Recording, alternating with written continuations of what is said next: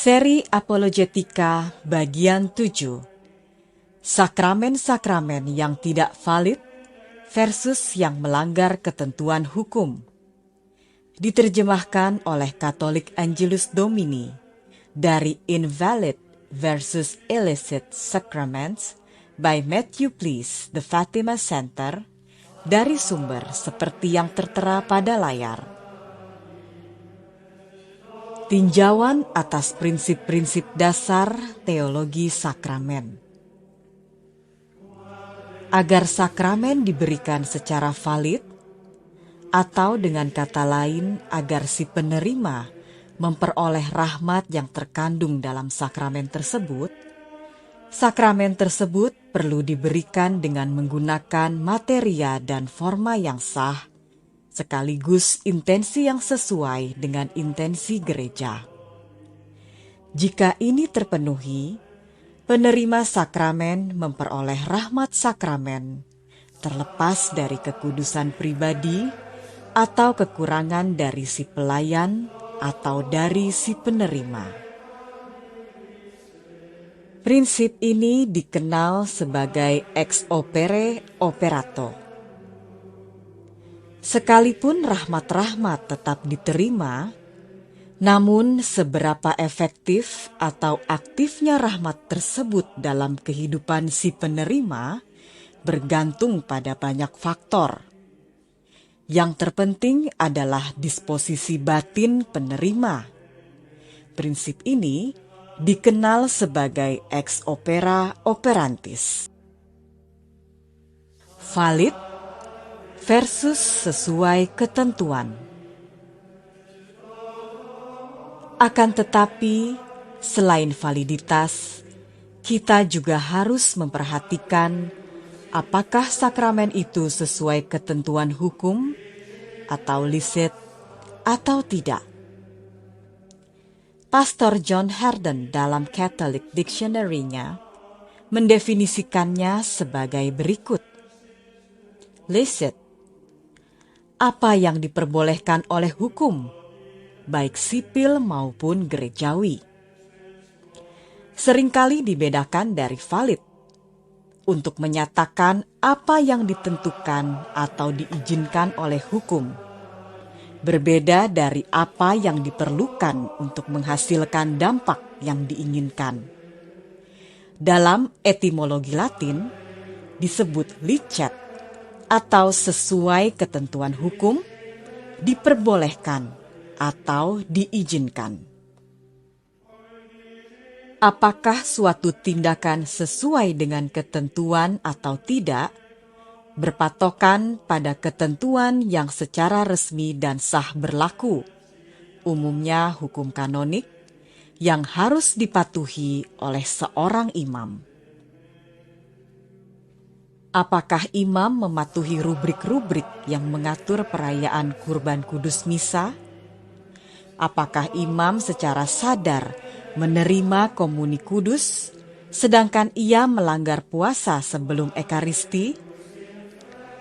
Perlu dipertegas lagi bahwa gereja memang memiliki wewenang untuk mengubah waktu puasa sebelum ekaristi. Akan tetapi, kita harus tetap berada dalam keadaan rahmat untuk menerima Tuhan kita dalam perjamuan kudus. Sebab ini merupakan hukum Tuhan yang tidak boleh diganggu-gugat.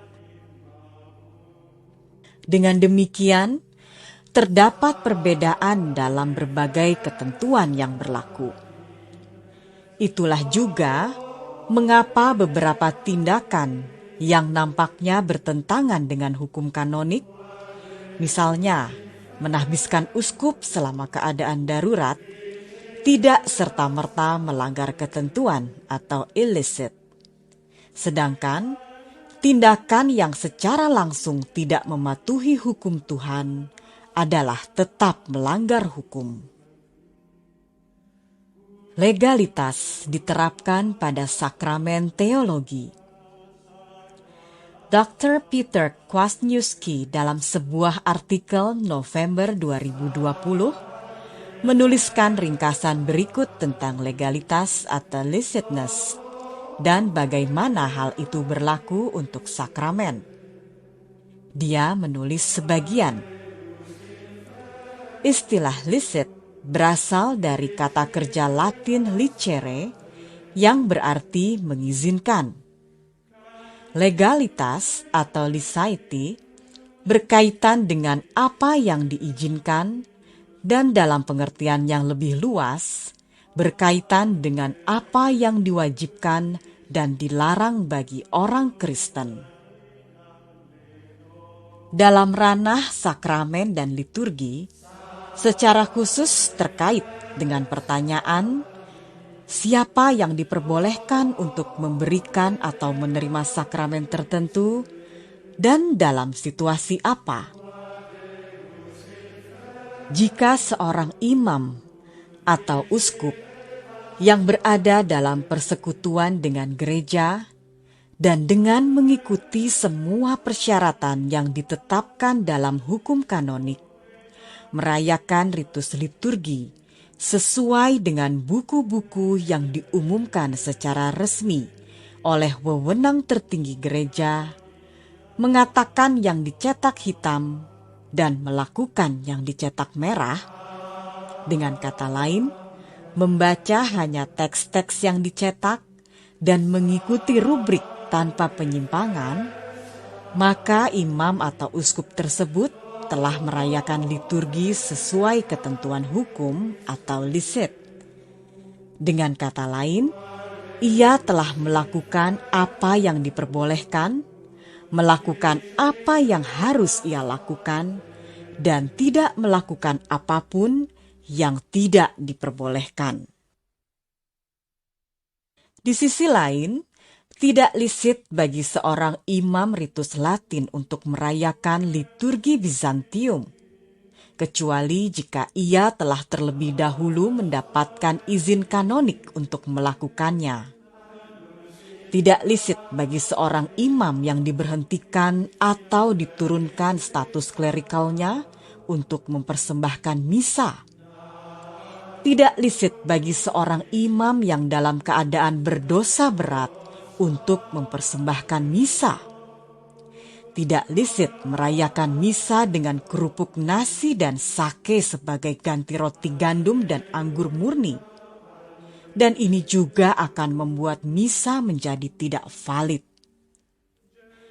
Tidak licit bagi imam untuk mengubah doa pembukaan sesuai keinginannya atau memainkan lagu John Lennon sebagai ganti mazmur, atau membacakan doa syukur agung yang ditulis oleh para teolog pembebasan dari Nikaragua. Sebenarnya, setiap penyimpangan yang disengaja dari buku-buku liturgi, baik dalam teks maupun rubrik, melanggar ketentuan hukum atau illicit, dan membuat liturgi menjadi tidak sah pada tingkat yang lebih tinggi atau lebih rendah. Selain itu, tidak licit menerima komuni tanpa berpuasa sekurang-kurangnya 1 jam sebelumnya. Dan yang terutama, tidak licit bagi siapapun untuk menerima komuni kudus dalam keadaan berdosa berat. Ortodoks Timur dan banyak modernis memberikan sakramen-sakramen yang valid, tapi melanggar ketentuan. Sakramen tidak cukup hanya valid saja. Kita hanya boleh menghadiri liturgi-liturgi Katolik dan hanya liturgi-liturgi yang tidak melanggar ketentuan hukum. Sayang sekali, kita tahu bahwa modernis hanya akan merayakan sakramen-sakramen tanpa mempedulikan rubrik. Dan jika kita menyaksikan hal-hal ini, sekalipun sakramen-sakramen itu valid, kita harus mencari paroki lain yang merayakannya dengan kehati-hatian yang diharuskan oleh gereja. Imam menggantikan bacaan epistola dengan sebuah puisi sekuler, seorang imam berkata, "Lihatlah tubuh Kristus Cikano ketika mengangkat hosti kudus sebelum membagikan komuni kudus." Penari liturgi memasuki panti imam selama misa. Imam menolak memakai stola ketika mendengarkan pengakuan dosa. Imam memilih untuk merayakan misa dengan pakaian sipil atau hanya dengan kemeja dan celana klerusnya. Imam ingin mempercepat pembaptisan sehingga melewatkan pengakuan iman atau bagian lain dari ritus. Imam mengurapi seseorang dengan minyak suci yang sakit ringan dan tidak dalam bahaya kematian. Atau ia secara umum mengajak semua umat awam di gereja untuk maju ke depan menerima sakramen ini. Masalah legalitas atau liceity juga menjadi alasan mengapa umat Katolik tidak boleh ikut serta dalam sakramen-sakramen untuk kelompok-kelompok skismatis seperti yang ada di gereja Ortodoks. Sekalipun para imam Ortodoks Timur ditahbiskan secara valid dan mempersembahkan sakramen-sakramen yang valid, akan tetapi sakramen-sakramen mereka tidak sesuai ketentuan hukum dan umat Katolik tidak boleh menghadiri liturgi mereka. Kita tidak berada dalam persekutuan dengan Ortodoks yang mendukung beberapa pandangan keliru yang tidak mengakui wewenang paus. Sakramen-sakramen yang melanggar ketentuan hukum adalah dosa besar. Jika seorang imam melanggar norma-norma Bunda Gereja Kudus tentang sakramen, maka sekalipun sakramen tersebut mungkin valid, tetap saja melanggar ketentuan hukum. Sakramen yang dilaksanakan dengan melanggar ketentuan hukum pasti akan mempengaruhi efektivitas rahmat sakramen tersebut dalam kehidupan jiwa, dalam prinsip ex opere operantis. Ini saja sudah merupakan alasan yang memadai bagi seorang Katolik untuk menghindari semua sakramen apapun yang tidak mengikuti ketentuan hukum. Akan tetapi, ada alasan yang bahkan lebih kuat dan lebih penting supaya kita menghindari sakramen yang melanggar ketentuan hukum.